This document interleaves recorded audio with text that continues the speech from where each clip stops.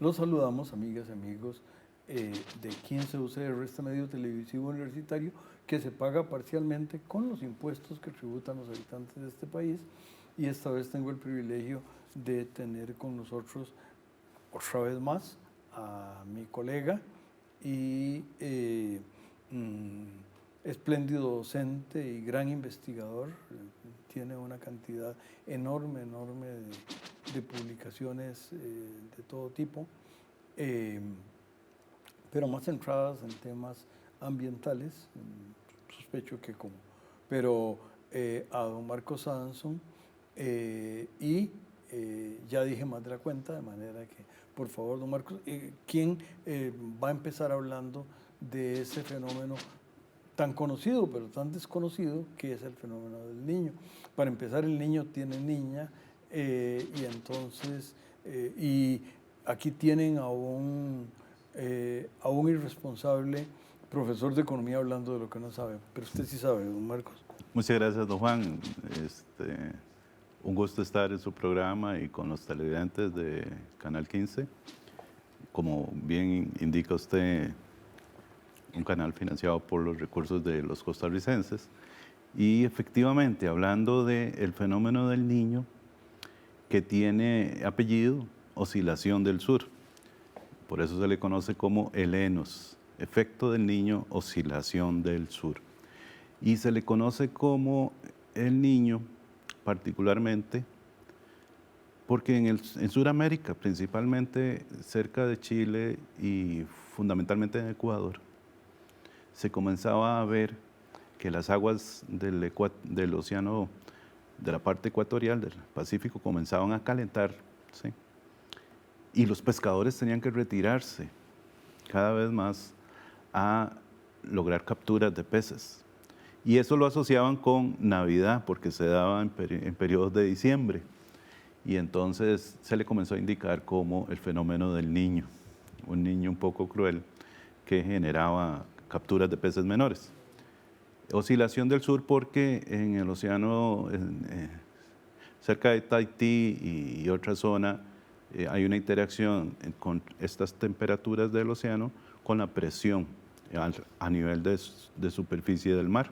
Entonces, la presión mantiene una relación casi... La presión sería las atmósferas que hay sobre el mar. Sobre el mar a nivel de superficie del mar. Okay. Entonces, hay una relación ahí muy marcada que se mantiene entre la temperatura del mar y esas presiones. La ventaja que hay para estudiar estas cosas, que siempre le dije a mis colegas meteorólogos que trabajamos juntos en varios proyectos con el Instituto Meteorológico Nacional, porque como bien dice usted, un economista hablando de meteorología, pues es algo particular. Pero usted lo hace con propiedad, yo lo hago con irresponsabilidad, pero adelante. Es que ellos sí tienen un registro impresionante de datos porque la Secretaría de Comercio de Estados Unidos y otros países por mucho tiempo dieron seguimiento a boyas que los barcos mercantes por obligación tenían que censar con el paso de las rutas comerciales, y entonces hay un registro realmente muy sabroso e impresionante de registros de las temperaturas superficiales del mar y de otra serie de estadísticos. El niño, entonces... Perdón, para ver que lo entiendo, lo que quiere decir es que las boyas, además de estar ahí para indicar cosas que los navegantes reconocen, tienen también sensores que, entre otras cosas, registran la temperatura del agua. Pueden registrar temperaturas y también pueden, obviamente, alturas. Más recientemente, ahora los sensores también pueden registrar ciertas características en el agua, ciertos compuestos. Y más reciente, ya últimamente, se están haciendo con sensores remotos, con sensores que tienen que ver con radares y otras cosas, digamos, de más precisión. Pero sí, a lo largo del tiempo la tecnología ha evolucionado y hay un registro muy amplio de indicadores que han permitido censar esto con precisión. El fenómeno del niño, entonces, tiene particularidades. Es un fenómeno, primero que todo, recurrente, porque sabemos, la memoria nos dice, ¿verdad?, de forma recurrente nos están diciendo los medios de información que han tenido un papel muy importante difundiendo datos sobre esto, particularmente ahora con la televisión, desde el advenimiento de la televisión hacia adelante, con imágenes y otras cosas, que el fenómeno se presenta con recurrencia, pero no es periódico, no es una recurrencia que sea periódica, es un fenómeno y no es un ciclo, como pueden haber algunos ciclos que son muy predecibles, sino que se presenta con recurrencia, pero no es una recurrencia periódica, y ahí está uno de los elementos particulares de este tipo de evento natural. Segundo, el fenómeno del Niño tiene definiciones desde el punto de vista científico. Normalmente, por ejemplo, dicen, bueno, para que se pueda decir que tenemos presencia de un niño, es probablemente porque la temperatura superficial del mar en varias zonas, particularmente el Ecuador, la que más nos afecta a nosotros en Costa Rica, parece lo que se conoce que es la región Niño 3.4, pero hay como unas 4 zonas. Ahí la temperatura superficial del mar se ha incrementado medio grado centígrado y lo ha hecho recurrentemente por unos 6 meses de manera consecutiva. Y entonces estiman un promedio con memoria histórica, una media móvil, dicen de 6 meses, de 5 meses en este caso, y si ese promedio móvil durante 5 meses se mantuvo consecutivamente para arriba de medio grado, la temperatura, se establece que es un fenómeno del Niño. Tienen que ser consecutivos. Hay definiciones menos rigurosas que lo establecen más rigurosas que lo establecen en 7 meses, etcétera. Como usted bien apuntaba, hay niñas. Entonces, cuando baja medio grado y de manera consecutiva se mantiene medio grado durante varios meses, se establece como una niña. Y por supuesto que si no es niño ni niña, ¿verdad?, es neutro. Cuando está dentro de ese intervalo, hay 3 estadios. Exacto, se establece como neutro. A nosotros, desde el punto de vista de la sociedad y desde el punto de vista de las actividades económicas particularmente, creo yo que nos podría parecer casi innecesario ser tan rigurosos en las definiciones de esto, porque lo que vemos es que nos impacta. Y continuaremos, profesor, en el siguiente segmento. Claro que sí.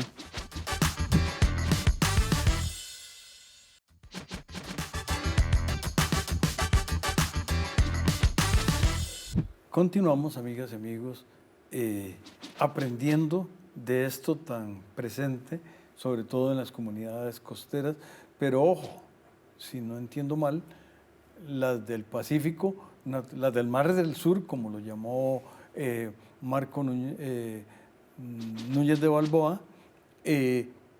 pero, y como se le conoció por mucho tiempo, pero también en la Mar Oceana. Adelante, profesor. ¿Cómo no? Claro que sí. Decíamos que sí nos afecta en el sector pesquero, obviamente, pero también nos afecta porque hay una interacción entre atmósfera-océano y cambia el régimen hídrico del país. Por ejemplo, cuando estamos en la etapa del Niño, cálida, se generan una serie de situaciones importantes que han demostrado que reducen y nos ha generado importantes problemas en cultivos como el arroz, en caña. De hecho, la mayoría de la población no lo sabe, pero durante los 70s tuvimos efectos muy importantes del Niño, en los 80s también, el Niño del siglo en los 80, y el país se preparó para eso.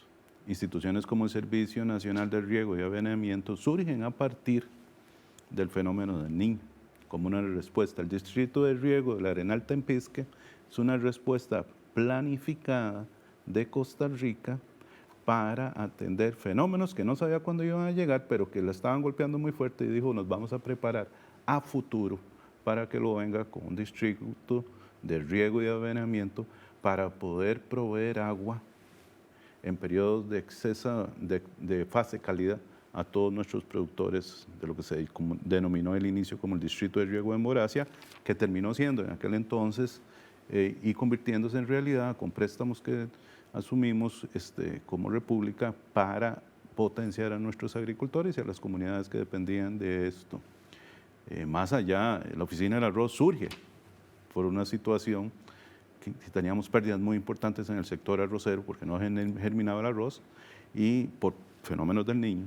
Y entonces se ve la necesidad de impulsar una Oficina Nacional del Arroz, etcétera, etcétera, etcétera. Digamos, en los diferentes sectores. Recuerdo unos episodios de seguros que se vivieron durante los 80, que eran seguros muy bonitos porque eran seguros tipo semáforo. Entonces se determinaba en cuáles zonas el país tenía mayor afectación y qué tipo de cultivo. Y se decía era tipo cultivo zona roja, zona verde, zona amarilla. Y si usted cultivaba en zona roja no era susceptible de asegurarse cultivo con el Instituto Nacional de Seguros. Menciono estas cosas, don Juan Rafael, porque efectivamente la variable de variabilidad climática en los cortos periodos de tiempo, que se llama interanual, nos está afectando de manera particularmente importante. Pero como sociedad habíamos generado la capacidad de coordinar interinstitucionalmente en una red muy amplia de instituciones.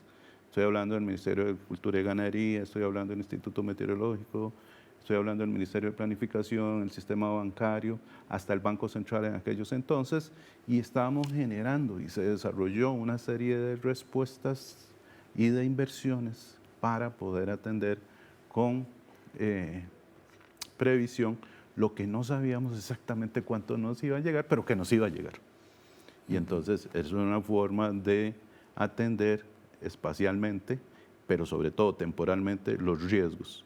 Esa prevención y esa inversión fue fundamental para navegar estas situaciones.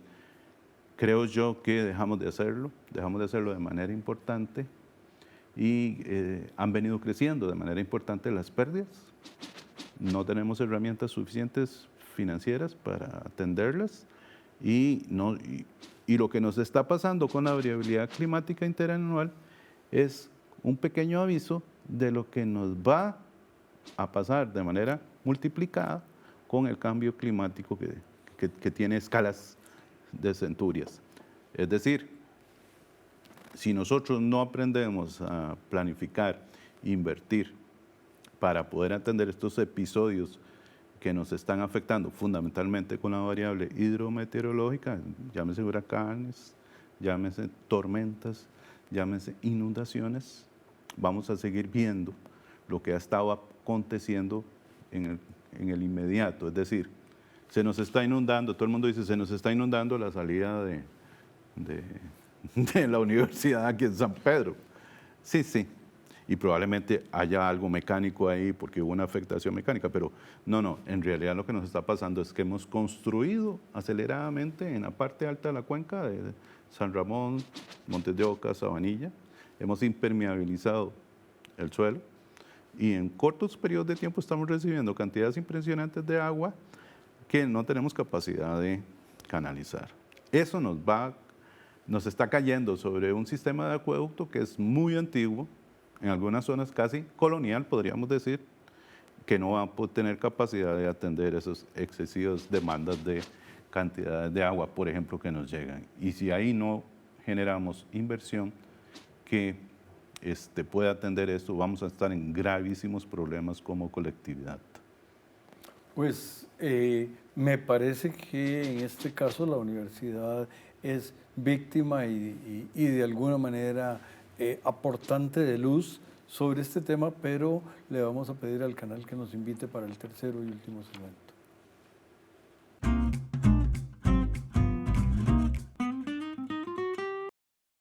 Mi nombre es Gabriela Mayorga y esto es Economía para Llevar. Hoy el tema es cambio climático o algo similar, como la evaluación económica ambiental. Cuando hay catástrofes y sobre todo cuando estas catástrofes son cada vez más frecuentes, como aquellas provocadas por inundaciones y derrumbes, hay siempre daños a la infraestructura pública y privada. Por ello, antes de invertir recursos en una nueva infraestructura, ya sea pública o privada, es necesario hacer una evaluación costo-beneficio de esos nuevos proyectos inmobiliarios de transporte o de energía o de áreas protegidas. Sin duda, sería un error construir una carretera 100 veces sin un debido estudio, porque tal vez la solución no sea reconstruir, sino hacer una carretera por otra vía, con menor riesgo ambiental. Cuando el modelo económico de un país incluye la variable ambiental, asumimos lo que ya es evidente. Los desastres, entre comillas, ambientales tienen un costo altísimo y deberíamos saber cómo medirlos y enfrentarlos en términos financieros. Sobre todo cuando vivimos aquí, en el trópico, hay que pensar en el costo del cambio climático para tener en términos colectivos e incluso personales una economía resiliente.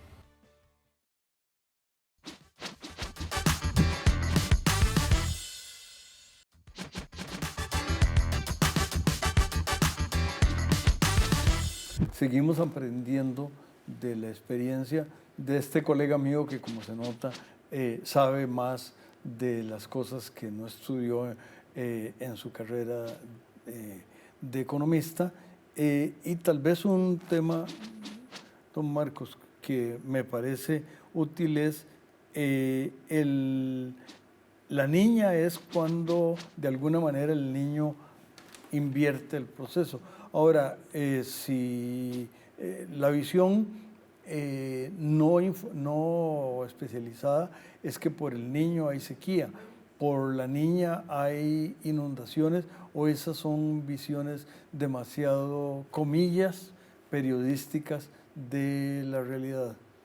Bueno, no podríamos decir que siempre es así exactamente, en algunas zonas, pero normalmente sí podemos afirmar, por ejemplo, que es mucho más probable, para hablar en términos de probabilidad, que tengamos déficits hídricos en la etapa del niño y excesos relevantes en la etapa de agua, en la etapa de la niña, ¿verdad?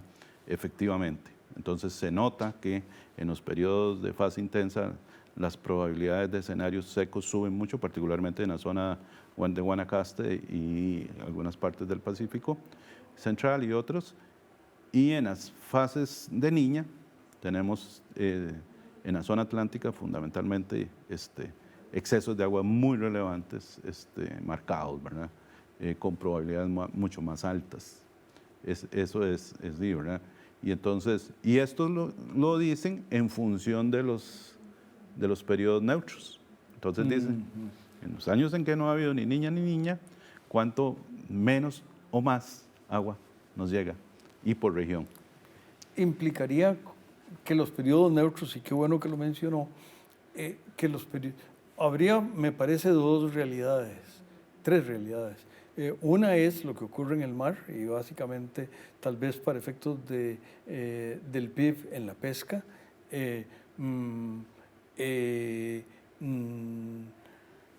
Habría un segundo tema que es un poco la agricultura, que la hay del lado de la costa pacífica y de la costa caribe, y habría una tercera que tiene que ver un poco con las toneladas de cemento y concreto y otras cosas que los alteradores de la superficie hemos creado.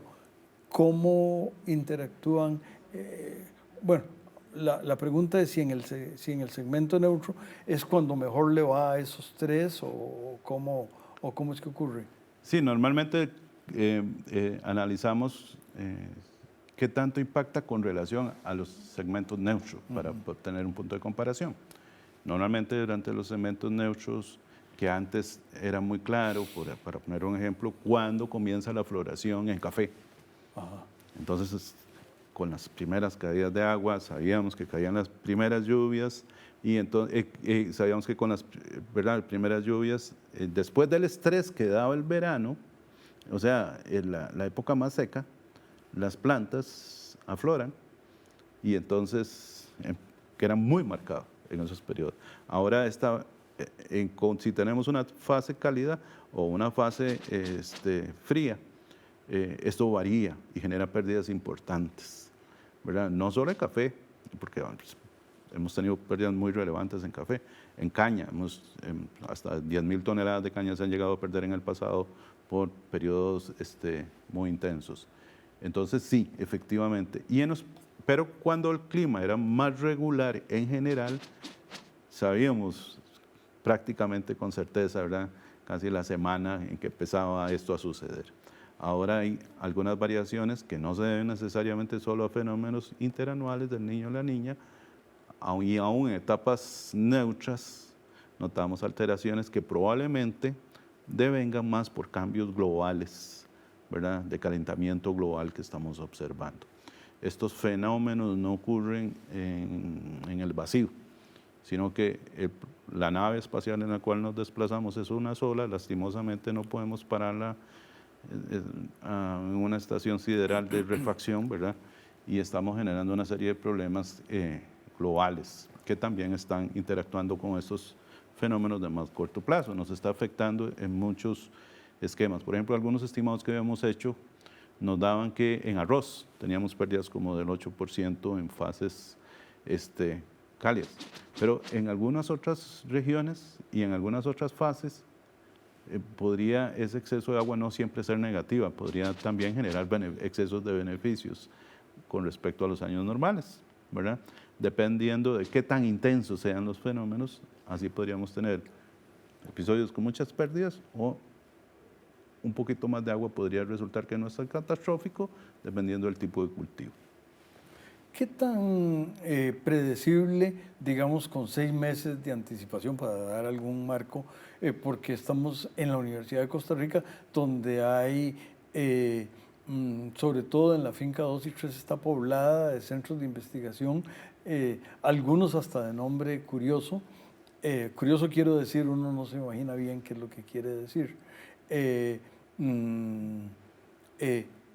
Y entonces ese gran acervo de conocimiento que hay aquí, de alguna manera podría servir para que vía las que sea, con los productores o con las cámaras o con lo que fuera, les pueda llegar esa información. Sí, bueno, de hecho el Instituto Meteorológico Nacional tiene un grupo de investigadores que sigue el fenómeno del Niño y dan reportes con regularidad, tienen un reporte que dan mensualmente. Tuvimos durante mucho tiempo la Comisión Nacional del Efecto del Niño, Oscilación del Sur, la Comisión Nacional ENOS, yo formé parte mucho tiempo. Y obviamente centros de investigación como el Centro de Investigaciones Geofísicas participó en proyectos asociados. Nosotros como Instituto de Investigación en Ciencias Económicas una vez participamos en un proyecto que ganamos con National Science Foundation y el Instituto Meteorológico Nacional, etcétera.